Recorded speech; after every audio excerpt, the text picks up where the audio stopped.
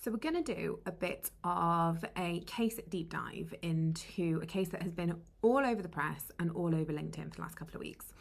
And this is the case of Langton and Buckinghamshire Fire and Rescue Service. You may have seen the headlines for this one around things like firefighter calls casualty a pig and has been unfairly dismissed. So he was dismissed for gross misconduct after making derogatory and misogynistic comments, and a tribunal found that his dismissal was unfair. Now, the reason I want to do a bit of a deep dive into this one is because when we have these sensationalist headlines like misogynistic comment made, dismissal is unfair, people make various assumptions around what sorts of behaviours, as a result, they think may now be okay. When actually this case hinged very much on procedural issues and things that were taken into account by the employer before they dismissed. So we're going to go through what the employer did wrong, why they actually lost this case, and the part that's actually, I think, been buried in a lot of coverage of this is actually that the claimant's compensation was reduced by 65% because of his behaviour prior to dismissal. So let's get into what happened here. What we had was a firefighter with decent length of service, someone who's climbed up through the ranks, he's been promoted. So I think he was a crew commander, something like that. Actually, his position's not wholly important, but he has been promoted. This isn't someone who's been stuck at the bottom of the chain.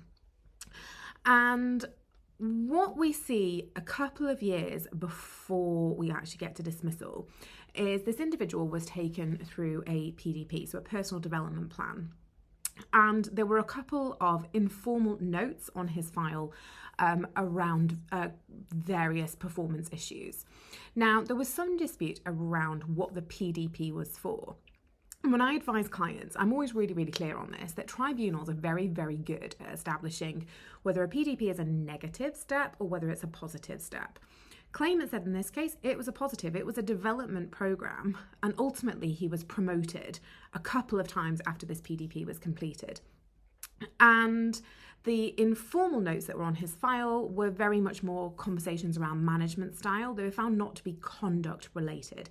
These 2 points are very important. So we're a couple of years prior to dismissal and we've got some performance related stuff going on, which ultimately assume it's fine because he is promoted at a later point.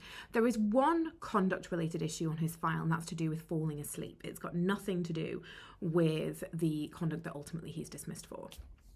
So after a shout, this takes place not in front of the casualty, who is the centre of these comments, but between firefighters or people within the station.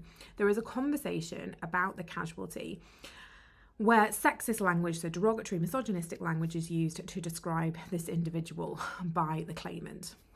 And when you're reading the case, what becomes clear is that actually the respondent don't come to a finding over what is actually said.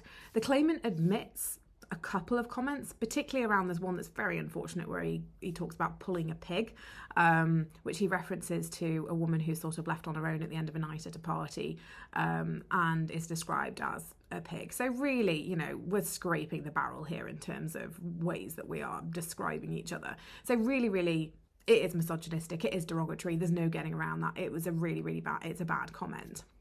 He accepts he made the comment could be offensive. He said he had no intention to offend. He actually talks about himself in quite, not wants to go as far as to say derogatory, but basically to say he had trouble pulling women, and that knew he wasn't exactly considered to be top of the pile when it came to looks.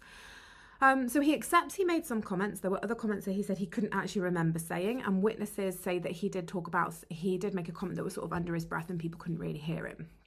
So respondent had difficulty coming to any conclusions about what was actually said. We know some things were said, but they couldn't come to a full conclusion. The respondent also didn't accept that pressure at work was a mitigating factor, but they didn't explain why they thought that was the case. And what we actually saw here was that they widened the scope as to what was included when they were looking at this guy's conduct. And they included things around work competency when this is a conduct investigation. So we can see things starting to slip quite early on in the investigatory stages. And one comment made by the tribunal was that the investigation report did actually come to some findings and conclusions which were more akin to a disciplinary. Now, that wasn't fatal. It's a passing comment that's made, but a useful point for us to remember. So the disciplinary meeting itself referenced supposed triggers for the previous PDP, despite the fact that those were not conduct related. The individual did apologise. He said he was open to training. He said that he was prepared to go and apologise to the individuals that he'd made the comments to. And when mitigation was being looked at, it wasn't actually clear in terms of, when we're looking at the points made by the claimant, whether any real weight was given to those.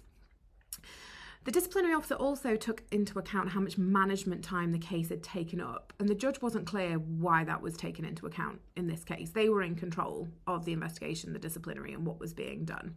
And as we've said, there was no clear finding as to what was actually said. It was found that there was negative behaviour prior to this incident that was taken into account.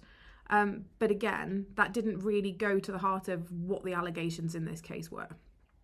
So the judge was satisfied. Reason for dismissal was misconduct. Fine. They didn't think it was anything else. They were clear that it was misconduct, and they had a genuine belief that misconduct had occurred. They did say, despite some of the flaws, a reasonable investigation did take place. It took into account perhaps a little bit too much information, but the judge did say it's not expected to be perfection. They also had a reasonable ground to believe that this individual was guilty of misconduct. Where the fairness for this matter hinged was the question was whether the employer had a reasonable ground that it was to consider that it was enough for summary dismissal. So the question was it a decision that no reasonable employer could make in these circumstances? And the judge found, and there were some what may appear to be quite minor points that actually tipped the balance. The respondent took irrelevant factors into account, so the file notes, the PDP, and the negative meeting prior to when the conduct took place, and that they actually influenced the decision to dismiss. So when you actually take the conduct on its own, the comments made about the woman, the judge was not clear that that was enough to dismiss, because the disciplinary officer's mind was influenced by other factors. Concluded that those previous interventions for behaviour, which hadn't worked. So when the respondent's saying, well, the claimant's done things before, we've intervened in his behaviour and his behaviour hasn't improved, well, there were no actual findings within his personnel file or with anything that he'd done with the employer before that related to this kind of conduct. There were performance issues and he'd fallen asleep at work. But actually, to conclude that intervention into his behaviour had failed wasn't actually the case, because he had never done anything similar before.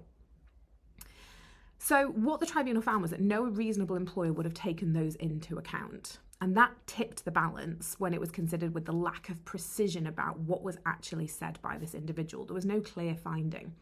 So whilst it was found to be unfair, this could very, very easily have tipped the other way. And when you read the judgment, I think that's actually really clear. And we've then got this 65% contributory conduct reduction, because the judge is saying the conduct wasn't okay. The claimant has contributed to himself being in this situation. So it's actually quite an interesting case, and there's some really interesting points here to help guide us as employers when we are looking at making that crucial decision to dismiss. So whether something is reasonable, whether a reasonable employer would be coming to the same conclusion in those circumstances. And this is why when we built our software, we have implemented the disciplinary decider. So it's this braking mechanism to get you to think, what am I taking into account? What are the aggravating or the mitigating factors? And really, really applying your mind as to why you are considering to dismiss, because you're going to have to be able to explain it and explain it cleanly and clearly and show that you haven't been influenced by immaterial factors. So a really interesting case. We'll copy the link below. And if this is something where you think, actually, you know, we know that we're supposed to investigate, we're supposed to do meetings, supposed to hold disciplinary, and we're supposed to have appeals. But when we look at the nitty-gritty of how something can literally just be tipped into an unfair dismissal, and you're not confident that your managers are able to do this effectively, then our training program that we have to help either HR professionals, senior managers, people coming up to management, really is going to add some value. Because as we can see in this case, it was finely balanced.